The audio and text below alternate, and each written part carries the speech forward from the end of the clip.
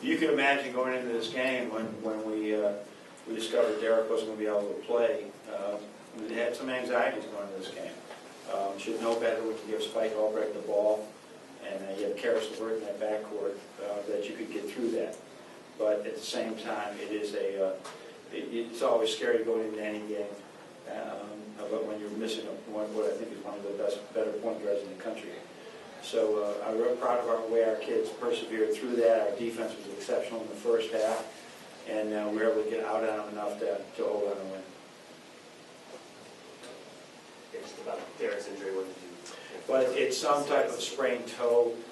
We don't know enough about it. We're waiting for some more information on it. But one of his toes is bothering him, and I guess that's all I can say. I want to make sure I give you the information, but we don't know exactly how bad it is until probably tomorrow or the next day. But he couldn't practice the last 2 days. You mentioned Spike, I assume that's the position that people could. Yeah, but after that, then you know what I mean. Like we're going to try to redshirt Andrew Dockage so that he'd have a fifth year somewhere else, and he also he's just developing really well. So, but we may have earned that today if it was a close game, and we got obviously to work Muhammad into being more of a primary ball handler. Right in the middle of the left. Ricky's really had a massive week. How do you see him starting to challenge for more minutes and even a starting spot? Well, he did it today. I think he had more minutes, and whether it's a starting spot or coming off the bench, I've always lived. Anybody that knows me knows I love having some energy off the bench. And if we start him, if we bring him off the bench, but he was plagued by injuries in September and October, and that kept him from getting a rhythm. And so he did some of these things in Europe too. So we love that big right-handed up jump hook. That's something that's a thing of beauty for every basketball coach in America. Coach, on your left with Joe. Coach, can you just talk briefly about Zach's development, how pleased you are with that, and just the confidence the team has in him? Well, I think we consider him one of the premier shooters in college basketball. So it allows us to play 4-on-4 if people stay attached to him. But he also has the ability to get his own shot off the dribble. So what we've seen now is attacking the basket, rebounding, defending. He's growing in his game all the time, and he's got so much more growth to do. But he's really a good practice.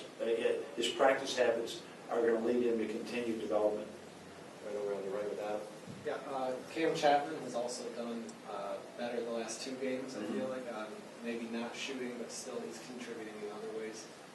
Is that something that... Yeah, he's working out some kinks in his game right now, some habits that he has that keep him from playing as well as he will.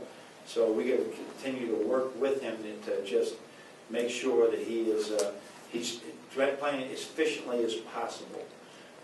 While we improve his strength and his quickness in the weight room, that doesn't happen overnight.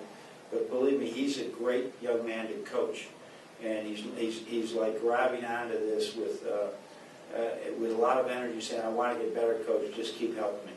Right in the middle with Jake. Coach, between 2 tough games in Brooklyn, when you got Syracuse coming in here on Tuesday, shots certainly falling tonight. It's nice to kind of get everything going again, maybe as a confidence booster, or however you may see it between these two. Well, I was concerned about having the 3rd game in 6 days, knowing there were 2 wars on Monday and Tuesday, and now here we are playing Saturday at 4 o'clock, and then you're a man down. So I was concerned about that, but we can't rest very long because we got Syracuse Tuesday. So important to go into the Syracuse game with a W, but when that ball goes up and Jim puts his team together, this game won't mean anything or any other game we have other than our guys are going to have to play at really a high level to be in that game. Back right with Sam. Coach, you said that defense has been a work in progress. Seen you get kind of animated a couple of times the last few games. When you look at the defensive progress, where is maybe it not where you want it to be specifically? Is it communication? Is it knowledge? Kind of where would you see it? Well, it's usually the communication, because and communication and knowledge, because what some people are seeing, others aren't. And so you can't talk if you're confused. And so that will slow down for many of our guys. But any of the, whether it was transition defense today or they slipped some of our switches today, those were all communication issues. Now, you're not going to hold a team to 40 points every game, and that's what we were at with 20.